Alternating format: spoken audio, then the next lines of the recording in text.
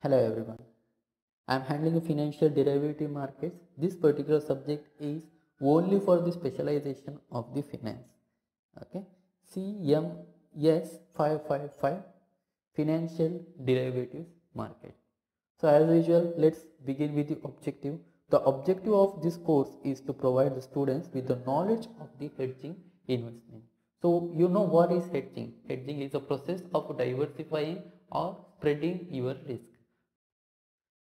The rule of the investment says we should not invest our fund in only one particular economy, only in one particular industry, only in one particular company, or even not only in one particular type of the securities. Right? We should diversify our investment. In case if we found any of our investment or any of our transaction is a riskier one, then we can diversify or we can spread the risk. For spreading or for diversifying, or we can say for hedging the risk, we have few of the strategies. So one is the internal strategies which we are going to study under International Financial Management of this particular sem, and another one is external strategies that also is there under the International Financial Management. And under external strategies we are having one type that is called as the derivative market. So that is also there in International Financial Management, but that particular concept is there as a full subject for the finance students. So there are 5 units. First of all, this particular subject has the 50% of practicals and 50% of the theories. Let's go to unit 1. Meaning of derivatives, forwards and futures, options, traders in the futures and options, functions of derivatives market, world derivatives market, and evaluation of the derivative markets in India. So first of all, let's understand what is derivatives.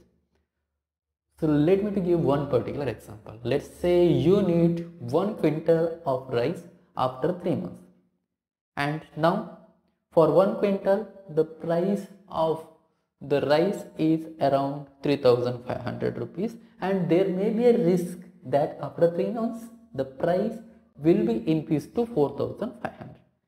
And what you can do right now, you can go to any of the farmer or any of the middleman or any person who is having the 1 quintal of rice, and you can enter into one particular agreement saying that I am going to buy the 1 quintal of rice after 3 months for 3,750 rupees. So what happened here? You are diversified your risk, you are hedged your risk. This particular agreement or the contract which you have entered with the another party is called as derivatives. Why it is called as derivatives?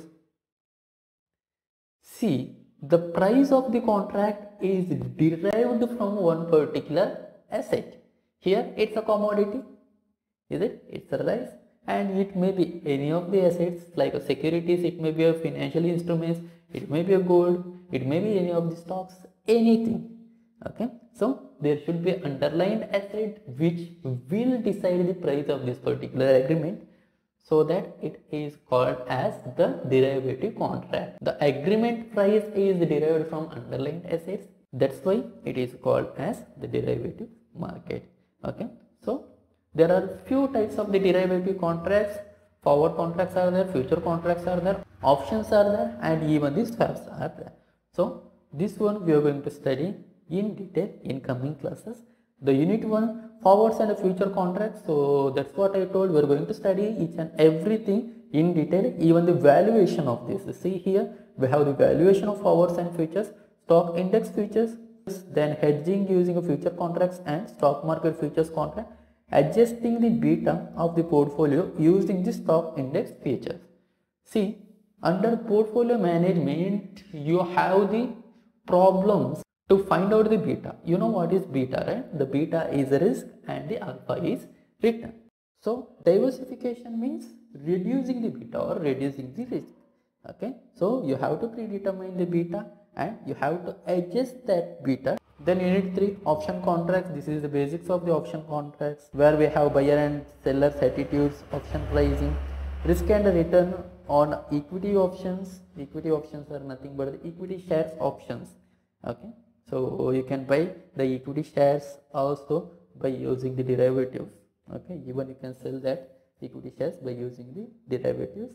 Then pay off options or pay on options. Then options trading strategies.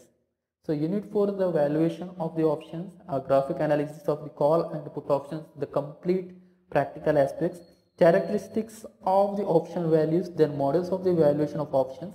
See, there are two models, binomial option pricing model, it is called as a BOPM, and another one is a Black and Scholes model. See, out of these two models, one question will be definitely there for your examination. Okay, so that will come for the 15 marks. The next unit is trading risks and regulations.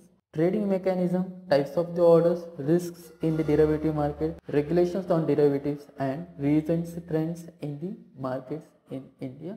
So almost all the topics are the theoretical one. So most of the lectures will prefer the futures and options by Bohra and Bhagre, Yeddi Bohra and B.R. Bhagre. So this book is there in your library, you can check that. Even you can go for security analysis and the portfolio management by Punitavati Pandya, and any of the futures and options books. Okay, so any of the derivatives books, see derivatives by Parasuraman for the theoretical aspects, derivatives by SSS Kumar. Okay, so this is also fine for the theoretical aspects. So that's it for today's class. In coming classes we are going for the basic aspects of the derivatives.